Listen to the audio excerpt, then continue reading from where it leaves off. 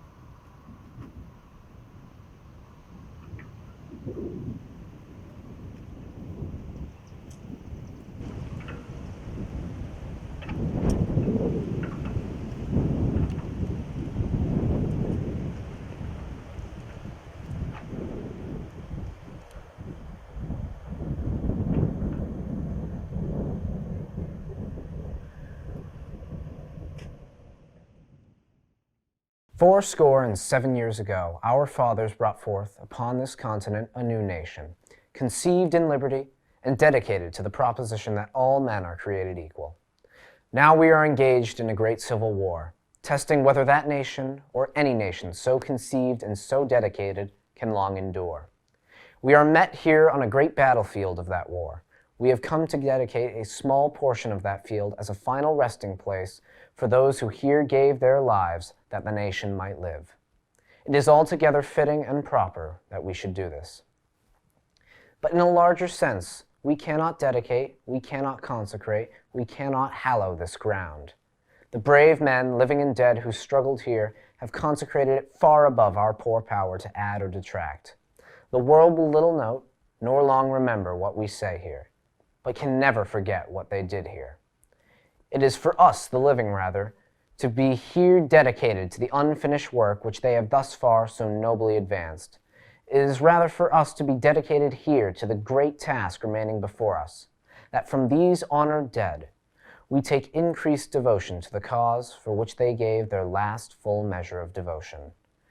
That we here highly resolve that these dead shall not have died in vain, that this nation, under God, shall have a new birth of freedom, and that the government of the people, by the people, for the people, shall not perish from the earth.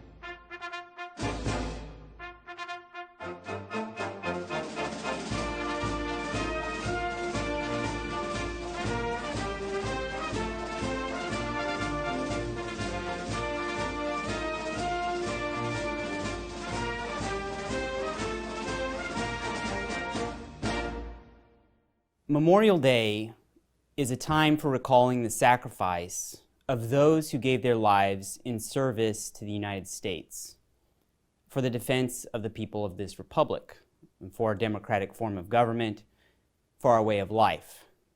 As a nation, we do this in many ways. It is said that the earliest Memorial Days involved the decorating of soldiers' tombstones to recognize the price paid.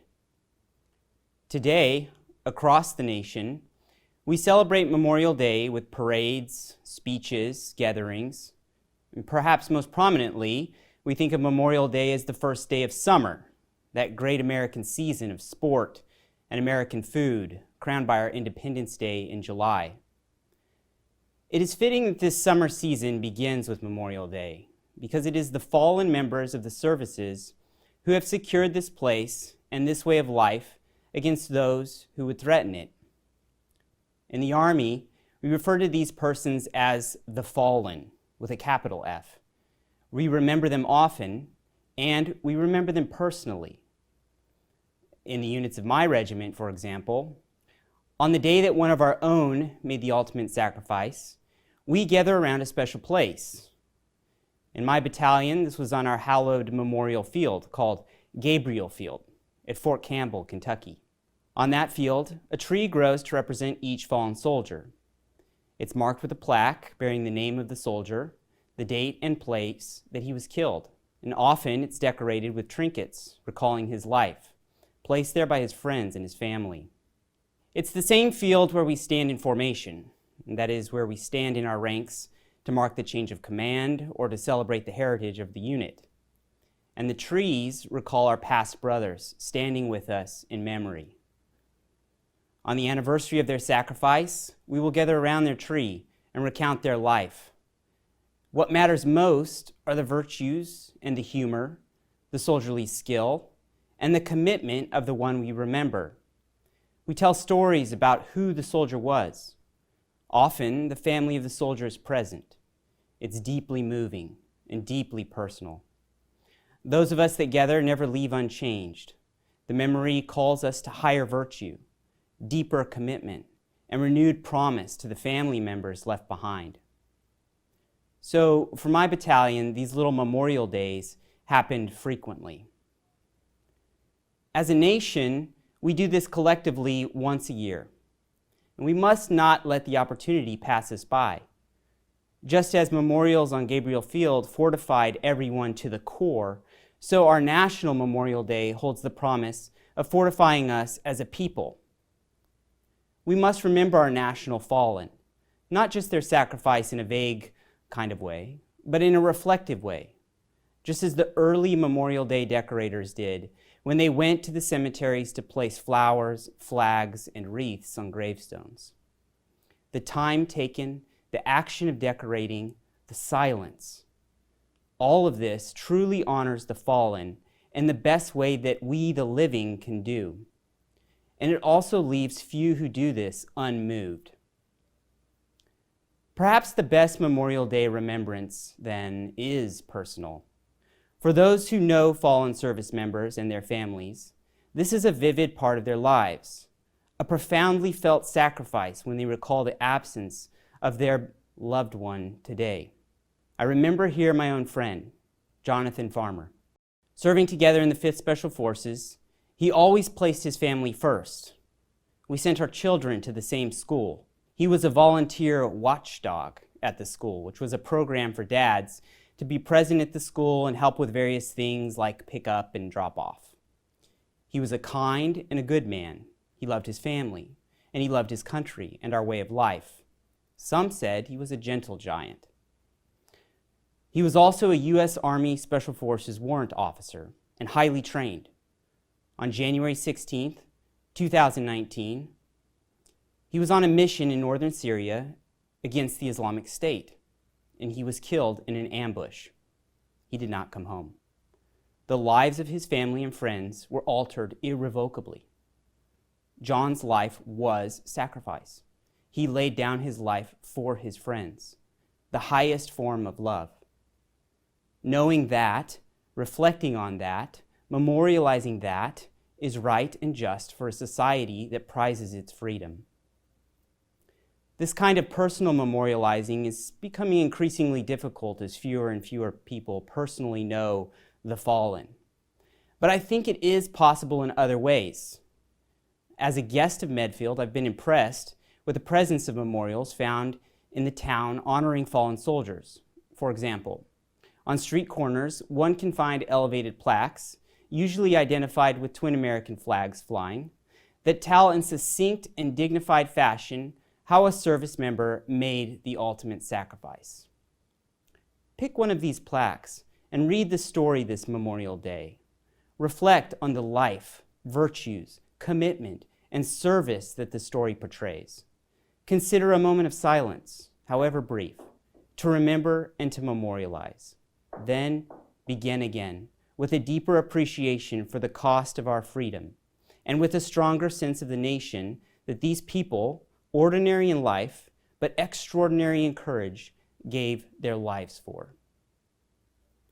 May God bless His country and those who loved it so much that they gave their lives for its peace.